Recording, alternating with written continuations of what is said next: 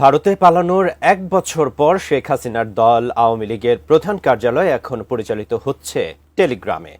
টাকার বিনিময়ে শেখ হাসিনার সাথে কথা বলার সুযোগ করে দিচ্ছেন দলেরই সাধারণ সম্পাদক ওবায়দুল কাদের।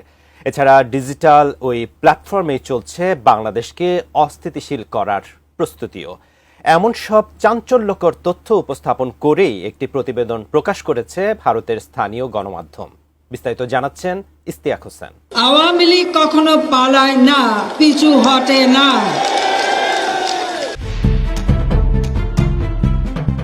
শেখ হাসিনার ভারতে পালানোর প্রায় এক বছর পূর্ণ হতে যাচ্ছে। কার্যক্রম নিষিদ্ধ আওয়ামী লীগ বর্তমানে এক অদ্ভুত দ্বন্দ্বময় বাস্তবতার সামনে দাঁড়িয়ে, যার ফলে ভার্চুয়াল জগতে বেঁচে থাকার আপ্রাণ চেষ্টা চালাচ্ছে জুলাই অভ্যুত্থানে ক্ষমতাচ্যুত হওয়া আওয়ামী লীগ। কিন্তু ডিজিটাল যে প্ল্যাটফর্মে দলটি ভরসা করেছিল, সেই টেলিগ্রাম এখন তাদের জন্যই হয়ে উঠেছে সন্দেহ, বিভ্রান্তি আর বিপদের উৎস। বাংলাদেশে একসময় ক্ষমতাশীল রাজনৈতিক সংগঠনটি এখন কার্যত ছিন্নমূল। তাই তো গত এক বছরে দলটির প্রধান যোগাযোগের মাধ্যম হয়ে উঠেছে টেলিগ্রাম, যেখানে প্রতিদিন রাত ৯টা থেকে গভীর রাত পর্যন্ত চলে ভার্চুয়াল বৈঠক। এসব গ্রুপের সদস্য সংখ্যা ২০ থেকে ৩০ হাজার ছাড়িয়ে গেছে। সেখানে যুক্ত থাকেন দলের কেন্দ্রীয় নেতা, সাবেক ও বর্তমান সংসদ সদস্য, জেলা ও উপজেলা পর্যায়ের নেতারাও। ভারতের স্থানীয় গণমাধ্যম নিউজ ১৮-এর একটি প্রতিবেদন থেকে জানা যায়, এবার দলটির ভেতর থেকেই উঠে আসছে ভয়াবহ অভিযোগ, যেখানে দলের সভাপতি শেখ হাসিনার সাথে কথা বলার সুযোগ পাওয়া নিয়েই চলছে অর্থ বাণিজ্য। আর এই বাণিজ্যের কেন্দ্রে আছেন দলেরই সাধারণ সম্পাদক ওবায়দুল কাদের। জেলে যাব, পালাবার পথ খুঁজব, এদেশ থেকে পালাবো না।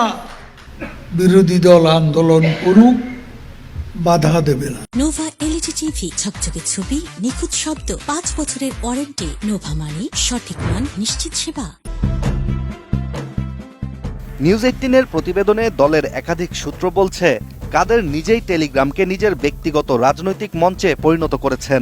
তিনি নিজেই প্রতিদিন কোন গ্রুপে কখন কথা বলবেন তা ঠিক করেন। এছাড়া তার বক্তৃতায় আগুন ঝরালেও কোনো পরিষ্কার রূপরেখা বা বাস্তব পরিকল্পনা থাকে না। তাই অনেকেই একে কৌশল না বলে তার হতাশার বহিঃপ্রকাশ হিসেবেই দেখছেন। এছাড়া সবচেয়ে গুরুতর অভিযোগটি উঠেছে শেখ হাসিনার ভার্চুয়াল উপস্থিতির সুযোগ করে দেওয়ার বিনিময়ে জ্যেষ্ঠ নেতা, সংসদ সদস্য ও সাবেক মন্ত্রীদের কাছ থেকে মোটা অঙ্কের অর্থ আদায় করছেন ওবায়দুল কাদের। আর এই টাকাগুলি কোথায় যাচ্ছে, কারা লাভবান হচ্ছে, সেই প্রশ্নগুলো অনেকটা উত্তরহীনই থেকে যাচ্ছে। অন্যদিকে টেলিগ্রামে রাজনীতির আরেকটি ভয়াবহ দিক হচ্ছে গোয়েন্দা সংস্থার অনুপ্রবেশ।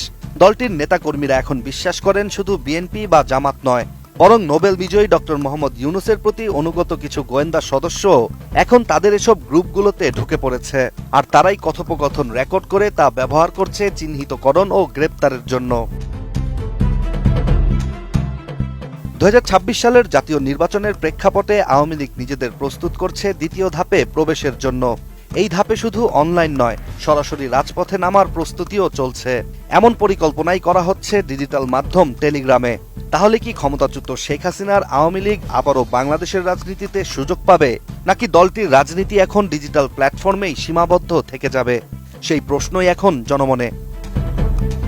Istiaq Hossain, ATN news.